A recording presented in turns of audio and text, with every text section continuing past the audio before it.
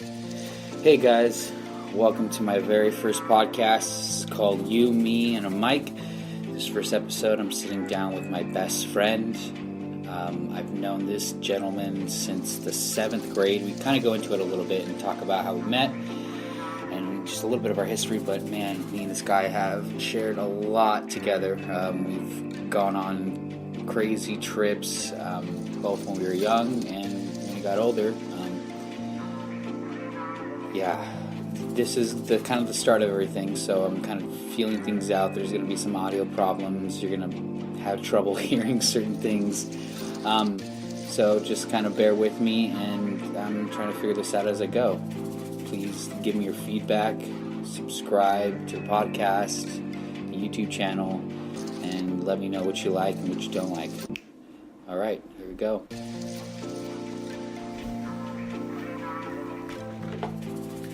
Funny thing is, the one thing I learned from the podcast with Justin was do not eat food while you're podcast. I gotta play it back for you. That would drive Heather. Oh my god, nuts. It would be her nightmare, honestly.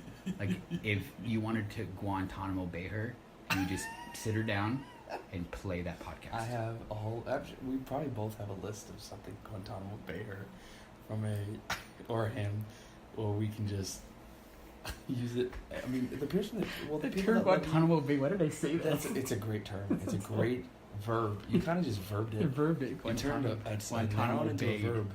But what's fun about that is, I mean, it's true. I mean, the people that know you the most or love you the most can hurt you the most. I mean, I hate saying that, given the space that we're in overall, but it's unfortunately true. Yeah, I think that because it's vulnerability, to be in order to fully love someone, you have to be vulnerable, and that means you expose yourself to getting hurt. That's the risk.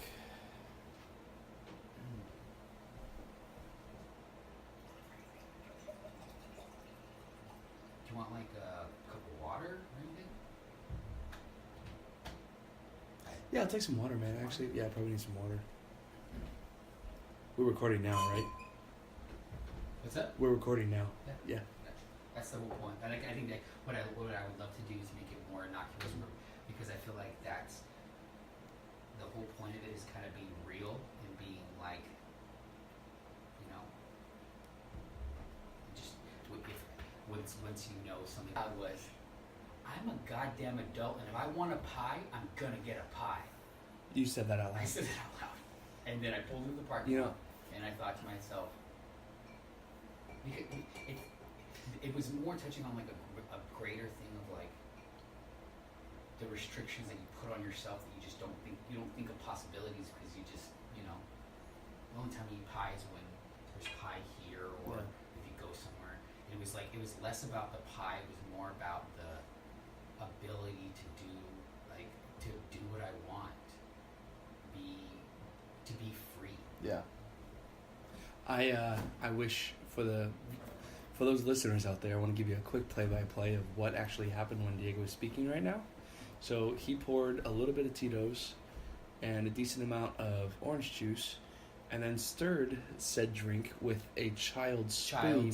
Yeah. A pink child spoon or a red child spoon that I used to feed my son with on a daily basis. Yeah, I have a bunch of them, and there are my mixer spoons. And that, you know what? It got the job done. So he is a resourceful host. Resourceful parent.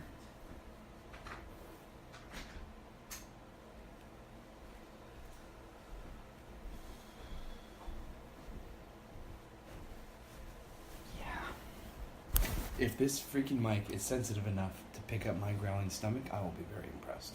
Dude, this mic is actually pretty... Dude, that's the beauty. Is this mic is actually decent. Like, that's when I did that with Justin.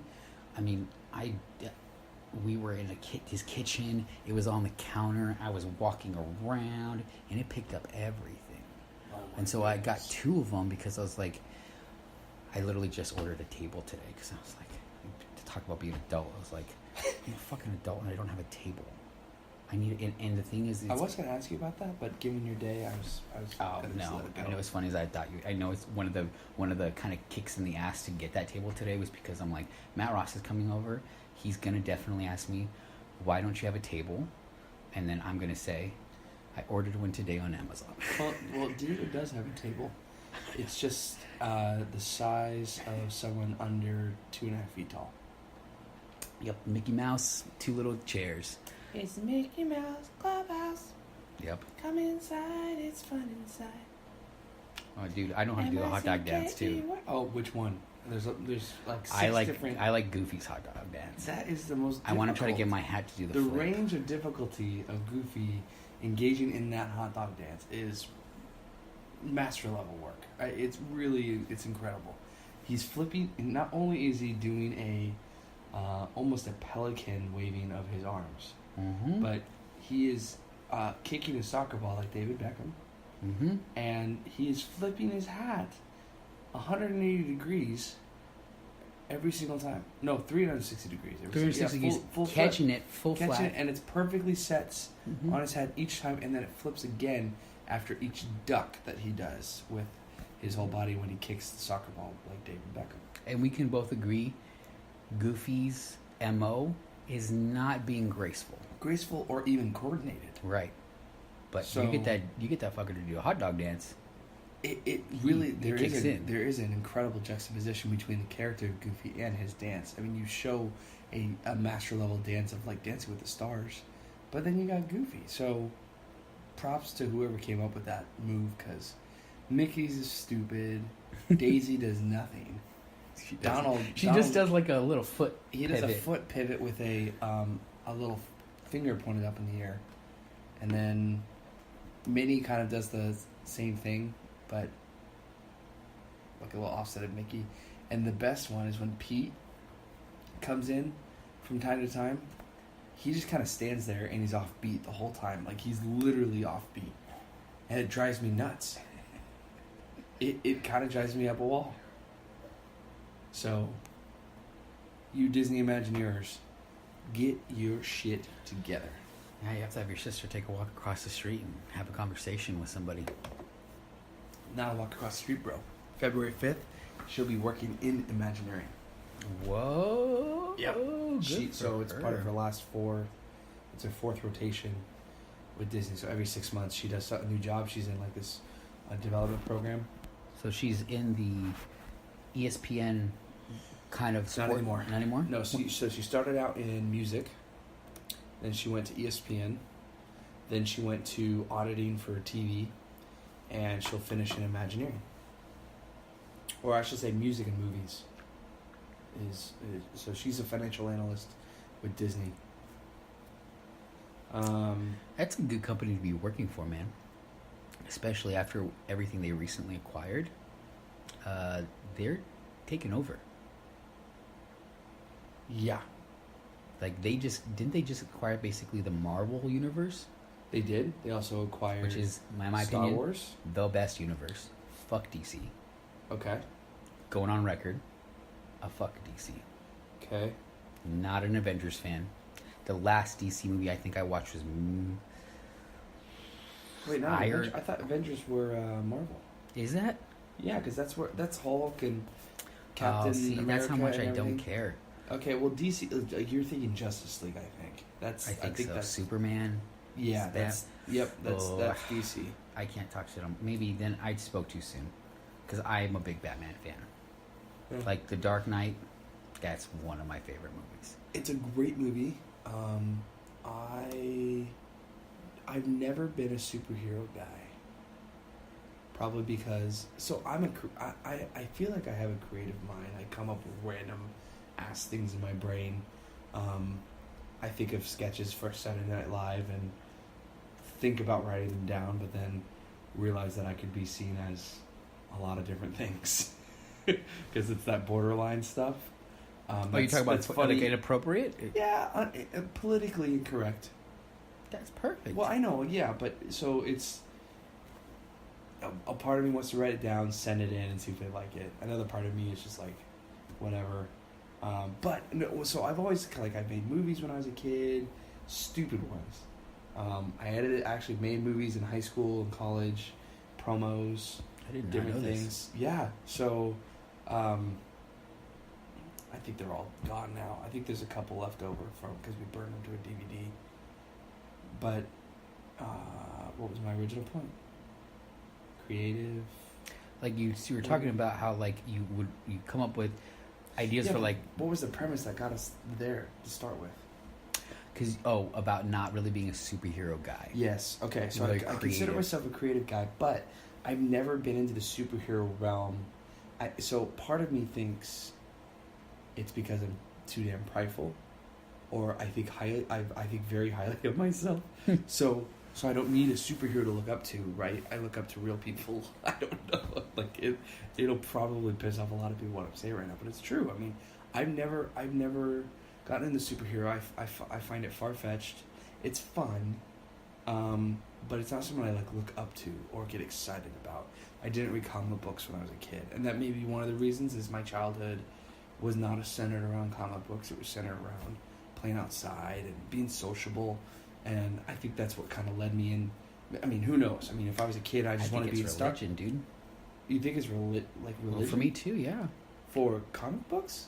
Well, what I said kind of is too broad, but I think it's accurate. Just time spent in the Word versus being taught to believe in something real and not something fake. Yeah, maybe, but I know plenty of Christians that are really into superheroes, and it may have just been a different upbringing or what have you. I mean, people like church people are like sometimes are really into superheroes, especially that nerdy. Right, yeah, but because there's a certain type. Because there's exactly. I think that touches on the thing is that when you are raised in a religious upbringing and you're an outcast, you find refuge in the religion because their focus is not having an outcast. It's about including everyone. Most religions are inclusive. But at the same time, if you are an outcast, you almost look to superheroes as to live vicariously through. So if you feel like provide hope, right? If you feel like I'm not buff, I'm not athletic, but if you read comic books or you look to like a superhero that is not just like you, but then is like a superhero at night, then you live vicariously. But I think people like you and me, where you're kind of raised in the same kind of religion, one that instills of like, hey, let's like. The devil's real. He's out there. He uses vices to try to lure your kids in, like, and you're an alpha, where you're like, and I can't relate to like that nerdy kid that is a superhero at night because I am doing things actively all day that kind of I don't have time to read comic books or I don't. Well, I think you hit a point where it comes down to maybe a character personality trait of.